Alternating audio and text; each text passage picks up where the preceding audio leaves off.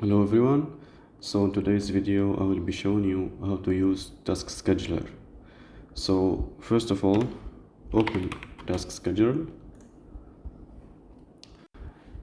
Click on Create Task. Name the task however you like.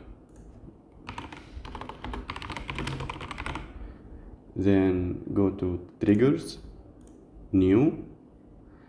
Now select the date and the time you want the task to start. For example, let's put it on 2:42 p.m. Press OK, and you can also select if you want it to start one time or like daily, weekly, or monthly.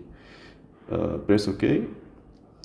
Go to Actions, and now we will select which task that we want to start. For example, I will select Google Chrome.